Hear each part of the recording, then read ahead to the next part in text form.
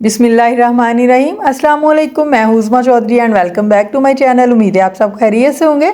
अल्लाह पाक आप सबके रिज़्क़ हलाल में फरावानी अता करे। तो जनाब आज मैं आपके लिए होममेड निम्को की इतनी ज़बरदस्त इजी रेसिपी लेके आई हूँ जो कि हम सिर्फ आलूओं से बनाएंगे और इतनी क्रिस्पी बन के तैयार होती है कि आप बाज़ार की हर तरह की निम्को को भूल जाएंगे और ट्राई करेंगे कि हम घर में ही ये बनाएं। आप टी टाइम के लिए इसे यूज़ कर सकते हैं। जब भी चाय, शाम की चाय के साथ अगर दिल चाहे तो ज़रूर बना के इसे ट्राई कीजिएगा। एक बार मेरे कहने पे ज़रूर बनाइएगा, आपको मज़ा आ जाएगा। तो आपसे रिक्वेस्ट है, आगे बढ़ने से पहले अगर मेरे चैनल पे नए हैं तो प्लीज़ एक बार चैनल को सब्सक्राइब ज़रूर कर दीजिए।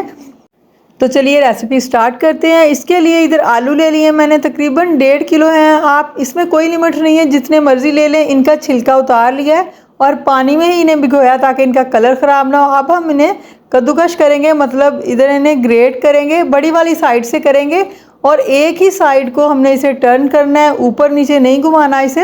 ये देखिए इस तरह फिर लंबे लंबे इसके स्लाइसिस होंगे। मैं आपको दिखाती हूँ करके।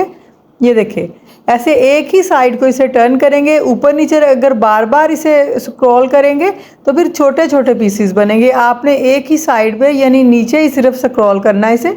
इस तरह एक ही साइड को घुमाएंगे, इस तरह एक ही साइड को प्रेस करते जाएंगे तो ये लंबे लंबे इसके स्लाइसिस बनेंगे। ये देखिए अब माशाल्लाह से सारे हमने स्लाइसिस बना लिए और लंबे लंबे स्लाइसिस इसके बने बहुत ही अच्छे। और अब इनका स्टार्च हम निकालेंगे तकरीबन 3 पानियों में। अगर आपके आलू ज़्यादा स्टार्च है, इनमें ज़्यादा ब्लैक हो रहे हैं तो 3 पानियों में इन्हें कम अज़ कम आपने धो लेना है।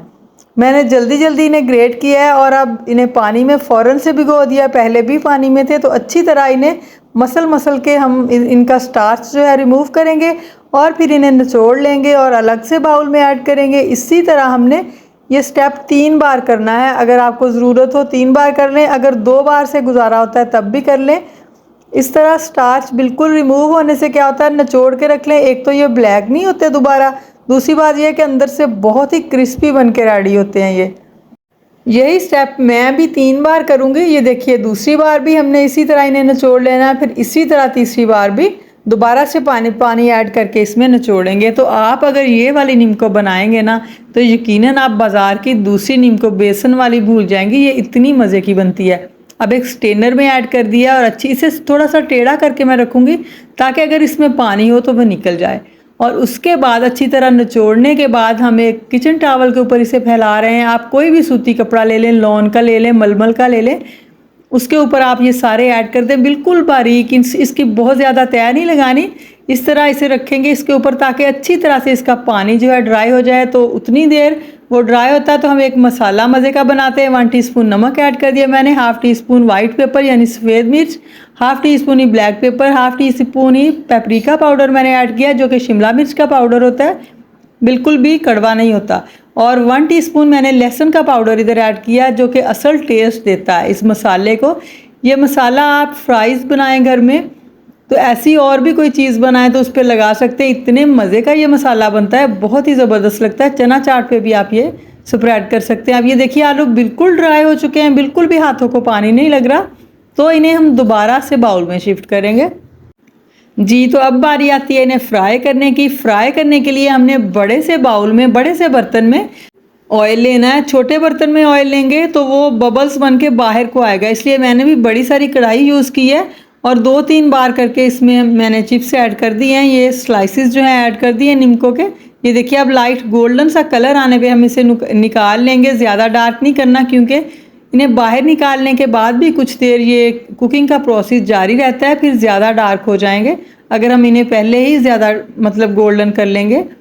तो ये देखिए इसी पॉइंट पे हमने इन्हें निकाल लेना सारे को। ये देखिए माशाल्लाह लुक अब इसे चेक करें, देखिए माशाल्लाह ज़बरदस्त, बहुत इजी। हम 10 मिनट में ये रेसिपी बना के तैयार कर सकते हैं और इतनी मज़े की और क्रिस्पी बनती है, कोई इनको इसका मुकाबला नहीं कर सकती।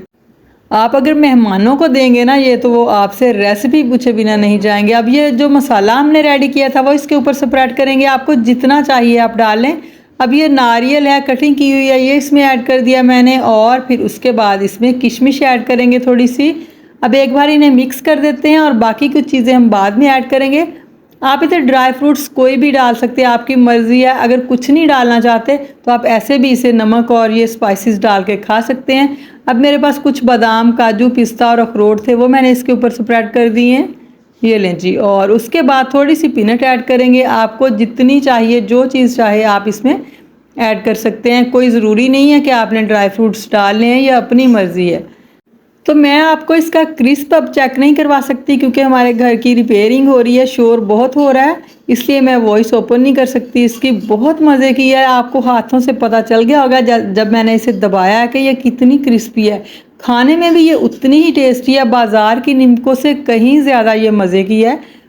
जो भी एक बार खाएगा आपके गुण गाएगा, और आप बार बार ट्राई करेंगे कि हम डेली दोपहर को रूटीन में यही बनाएं। आप टी टाइम के लिए बनाएं, अगर बच्चों के लंच बॉक्स के लिए बनाएं तो इससे अच्छा आइडिया कोई और हो ही नहीं सकता। इतनी हेल्दी भी है और प्रोटीन से भरपूर आलू भी हैं। और दूसरी बात, ड्राई फ्रूट्स आप जो भी डालना चाहें, जो भी बच्चों को डाल के देंगी, सभी हेल्दी भी हैं। और दूसरी बात कि आपने घर में ये अच्छे ऑयल में तैयार की हुई चीज़ है। तो अगर आपको मेरी आज की ये रेसिपी पसंद आई हो, आपसे रिक्वेस्ट है प्लीज़ एक बार चैनल को सब्सक्राइब ज़रूर कर दीजिए, वीडियो को लाइक और शेयर भी, और साथ में लगे बेल आइकन को ज़रूर प्रेस कीजिएगा ताकि मेरी हर नई आने वाली वीडियो सबसे पहले आप तक पहुँचे।